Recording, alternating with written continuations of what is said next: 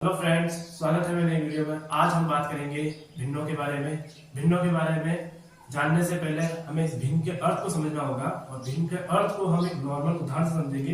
तो उदाहरण पे बात करते हैं। पहला उदाहरण क्या है, मान लेते हैं एक मिठाई वाला है जिसके पास 8 लड्डू है। ठीक है, अब उस मिठाई वाले के पास एक लड़का जाता है और उसको लड्डू मांगता है। ठीक है, तो वो अपनी कॉपी में लिख के लेके जाता है। लिख के क्या जाता है, 8 लड्डू। ठीक है, यानी जितने उसे लड्डू चाहिए उसको गणित के रूप में लिख दिया है उसने 8 लड्डू। ठीक है, यानी उसको जितने लड्डू चाहिए थे उस लड्डू को गणित के रूप में लिखने में कोई प्रॉब्लम नहीं हुई है। ठीक है, यहां तक तो सही है। लेकिन जब हम ऐसी स्थिति में आते हैं कि हम एक ही वस्तु के टुकड़े कर देते हैं, तो हम दूसरी स्थिति की बात करते हैं जहां पर हमें गणित के रूप में लिखने में दिक्कत होने वाली है। आइए शुरुआत करते हैं। जैसे कि आप देखिए कि रोशनी का बर्थडे है। रोशनी के 4 दोस्त थे। ठीक है, तो उसने केक काटा, केक के 4 टुकड़े किए रोशनी ने और एक एक टुकड़ा किन खिला दिया, अपने दोस्त को खिला दिया। ठीक है, तो अब मैं पूछूं इसमें राजू ने कितना खाया? राजू के केक का हिस्सा कितना था अगर मैं पूछूं? ठीक है, राजू का केक का हिस्सा क्या होगा? चौथा हिस्सा है उसका।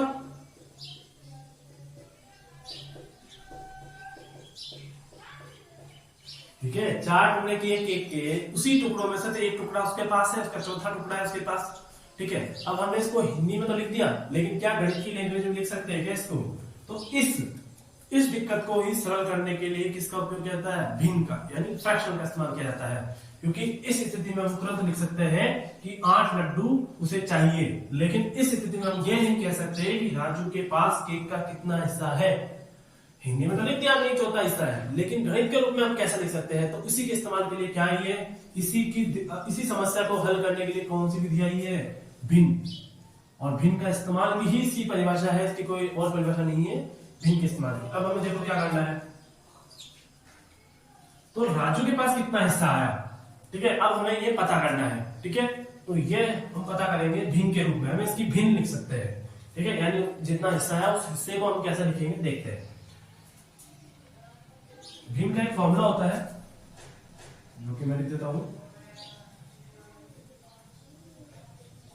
अगर आपको भिन्न बनानी है किसी भी हिस्से की तो उसके लिए भिन्न का फॉर्मूला लगेगा। ऊपर क्या आते हैं? ऊपर आते हैं वस्तु के लिए गए भाग, वस्तु के लिए गए भागों की संख्या।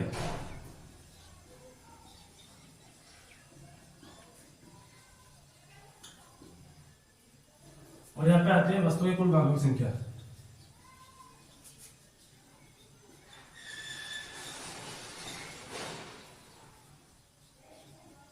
ठीक है, तो अब हम बात करेंगे, और ये एक तरह से भाग है। ठीक है, हम उसका हिस्सा तो निकाल रहे हैं, वो हिस्सा निकालने के लिए हमें क्या करना पड़ता है? भाग। ठीक है, तो पहला केक कितना था? अब हम बात करते हैं वस्तु के लिए गए भाग, यानी वस्तु के कितने टुकड़े कर दिए, केक के कितने टुकड़े कर दिए? 4 टुकड़े किए। उस टुकड़ों में से राजू ने कितना हिस्सा लिया? उसने हिस्सा लिया है 1। और वस्तु के कुल भाग कितने भाग थे? 1 2 3 4। इसका मतलब है राजू का केक का हिस्सा होगा 1/4, यानी चौथा हिस्सा। तो उसी चौथे हिस्से को हम गणित के रूप में लिख सकते हैं। और किसकी मदद से लिख सकते हैं? वो लिख सकते हैं हम भिन्न की मदद से। तो आप समझ में आया आपको कि भिन्न क्यों लाई गई? इस स्थिति से निपटने के लिए क्या लेकर आए? हम भिन्न लेकर आए हैं। भिन्न के पढ़ने का तरीका, इस भिन्न को हम क्या पढ़ेंगे? इसको पढ़ा जाता है 3/4। ठीक है, आपको बीच में बट्टा बोलना है, बाकी वही संख्या 3/4। ठीक है, अब इसको क्या पढ़ा जाता है?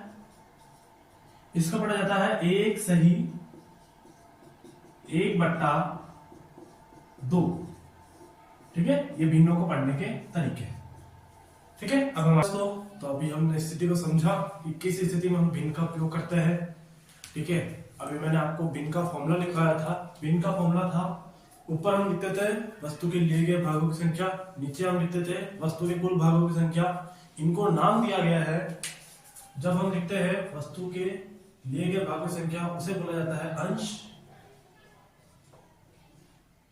और जो हम लिखते हैं नीचे वस्तु के कुल भागों की संख्या, उसे बोला जाता है हर।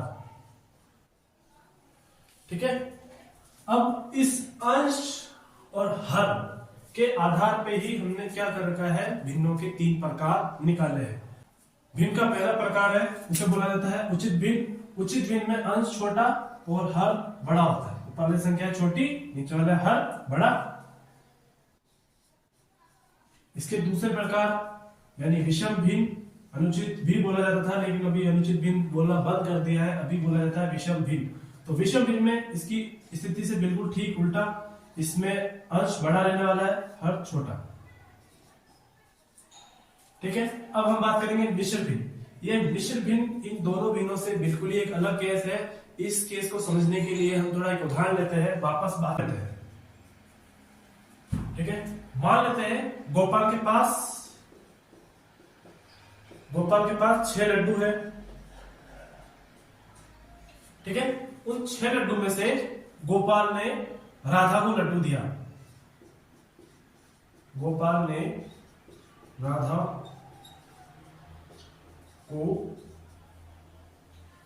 को 1 प्लस 1 लड्डू और आधा लड्डू दिया। ठीक है, 1 लड्डू तो पूरा दिया लेकिन 1 लड्डू का आधा हिस्सा दिया है। ठीक है, तो अब स्थिति में इसकी भिन्न क्या बनेगी? तो इस स्थिति में इसकी भिन्न बनेगी 1 सही 1/2। ठीक है, इसकी भिन्न ये बनेगी। तो इसे बोलते हैं मिश्र भिन्न, जिसमें 3 संख्याएं होती है हमेशा। ठीक है, तो इसमें 1 लड्डू था ही, इसमें आधा लड्डू और जुड़ेगा। तो इसको लिखने का तरीका क्या है? 1 सही 1/2। ये जो संख्या होती है ये पूर्ण संख्या होती है, क्योंकि लड्डू पूरा गया ये पूर्ण, क्योंकि लड्डू पूरा था। 1 लड्डू तो पूरा कंप्लीट ही था, इसलिए वो 1 पूरा है, जबकि जो आधा है वो आधे लड्डू को बता रहा है। ठीक है, तो ये मिश्र भिन्न को लिखने का तरीका है। ठीक है, अब आप शुरुआत करते हैं। आया आपको समझने कि मिश्र भिन्न को कहाँ इस्तेमाल होता है, कैसे इस्तेमाल होता है। अब हम बात करेंगे भिन्नों को बदलना। ठीक है, अब हम पढ़ने वाले हैं भिन्न के एक प्रकार को भिन्न के दूसरे प्रकार में बदलना। तो पहला हम बदलेंगे उचित भिन्न को अनुचित विषम भिन्न में बदलेंगे। ठीक है, तो हमने एक उदाहरण ले लिया है 3/4। इसको हमें किस में बदलना है? विषम भिन्न में। विषम भिन्न की परिभाषा के अनुसार अंश बड़ा और हर छोटा होना चाहिए। ठीक है, तो इसका मतलब है कि इसकी बड़ी संख्या आनी चाहिए ऊपर और छोटी संख्या आनी चाहिए नीचे। इसका मतलब ये हुआ, अगर आपको उचित भिन्न की विषम भिन्न बदलना है तो उसको क्या कर दो आप? उल्टा, बड़े को ऊपर छोटे को नीचे, है ना आसान? इसी का उल्टा यह है कि विषम भिन्न को उचित भिन्न बदलना। एक विषम भिन्न दी गई है 5/3 की उचित भिन्न बनानी है। उचित भिन्न में हमें पता है कि उचित भिन्न में अंश होना चाहिए छोटा, हर बड़ा होना चाहिए बड़ा। ठीक है, तो छोटा कौन है? 3, तो उसको लिख दो ऊपर। बड़ा कौन है? 5, उसको लिख दो नीचे। बहुत ही आसान है, आपको बस उसकी परिभाषा ध्यान में रखना है और उसको उल्टा कर देना है। ठीक है, अब हम इसके तीसरा चौथा पढ़ते हैं। तो अभी आपने उचित भिन्न को विषम भिन्न में और विषम भिन्न को उचित भिन्न में बदलने के आसान तरीकों से समझा। अब हम आगे बढ़ते हैं, जो कि उसके मुकाबले थोड़ा हल्का सा मुश्किल रहने वाला है, उसको हम पढ़ते हैं। चलो तो शुरुआत करते हैं। इस बार हम विषम भिन्न को मिश्र भिन्न में बदलेंगे और मिश्र भिन्न को विषम भिन्न में बदलेंगे। ठीक है, लेकिन उससे पहले एक नियम सुन लो। अगर आपको ये नियम पता होगा तो आपके लिए आसान हो जाएगा। नियम क्या है कि हम मिश्र भिन्न को विषम भिन्न में बदले या विषम भिन्न को मिश्र भिन्न में बदले, हर उसका कभी भी नहीं बदलता है। हर यानी उसके नीचे वाली संख्या कभी भी नहीं बदलती है, हमेशा वही रहने वाली है, निश्चित रहने वाली है। तो अब आगे बात करते हैं, आप उदाहरण से इसको और अच्छे समझ जाएंगे। ठीक है, तो पहली बात मैंने इसका फॉर्मूला लिख दिया है। ठीक है, ये फॉर्मूला लिख दिया है, ये आपको बाद में समझ में आएंगे। ठीक है, इसको बाद में जिक्र करेंगे। ठीक है, तो जैसे कि भिन्न है, ठीक है, 17/5। अभी 17/5 को मुझे मिश्र भिन्न में बदलना है। आपको पता है विषम भिन्न में 2 संख्या होती है, हमें 3 संख्या चाहिए।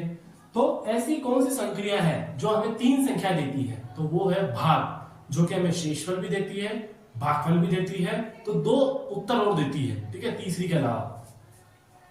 ठीक है, तो विषम भिन्न को मिश्र भिन्न में बदलना है। भिन्न आ चुके हैं 17/5। 17/5 का मतलब होता है 17/5। इसका अगर आपको मान भी निकालना है तो आपको 17/5 का भाग देना पड़ेगा, तब जाके इसको आपका मान प्राप्त होगा।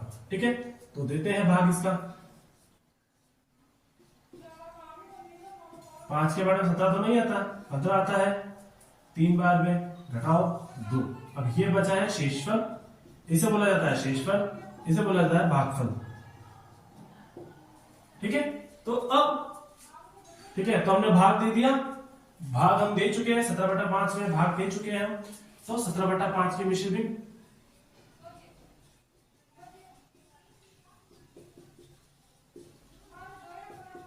ठीक है, 17/5 की मिश्र भिन्न क्या होगी, आपको इस फॉर्मूले से इसको जमाना है। ठीक है, तो अभी हमने 17 में 5 का भाग दिया, यहाँ पे हमारे शेषफल आ चुके हैं, भागफल आ चुके हैं। तो अब हमें क्या करना है, इसको जमाना है। ठीक है, तो जमाने के लिए मैंने फॉर्मूला लिख दिया है। फॉर्मूला क्या होता है, भागफल सही शेषफल बटे हर।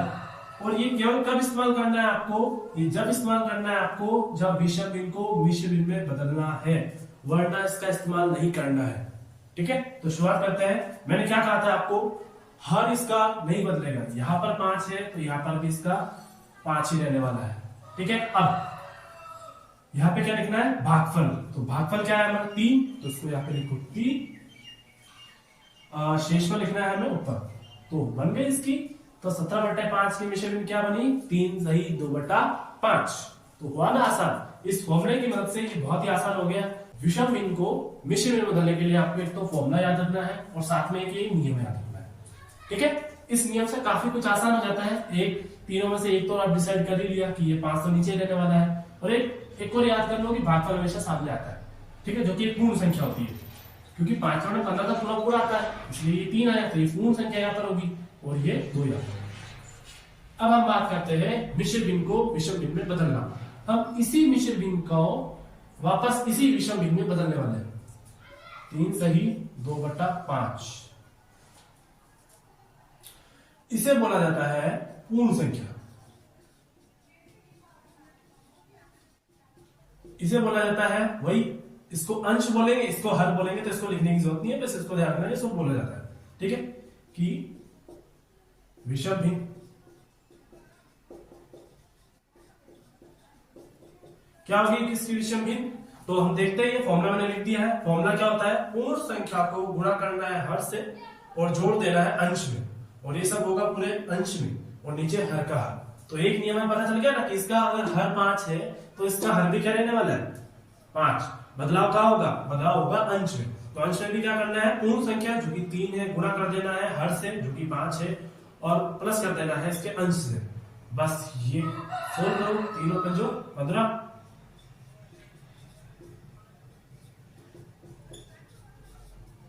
ठीक है, तो इसकी विषम भिन्न मिल गई हमें, 3 सही 2/5 की विषम भिन्न। ठीक है, तो हुआ ना आसान। तो फॉर्मूले लिखवाने से और नियम समझाने से बहुत ही आसान हो गया है ये सब कुछ। अब मैं आपको भिन्नों का जोड़ घटाव गुणा भाग दूसरी वीडियो में बताने वाला हूं, क्योंकि वीडियो ज्यादा लंबी हो जाएगी। वीडियो का अंत यही करेंगे, हम भिन्नों का जोड़ घटाव गुणा भाग अगली वीडियो में करने वाले हैं। और अगर आपको ये वीडियो पसंद आई तो मेरे चैनल को सब्सक्राइब, वीडियो को लाइक और शेयर जरूर करें, और ऐसी इंफॉर्मेशन अपने दोस्तों में, अपने परिवारों में जरूर बांटें। धन्यवाद।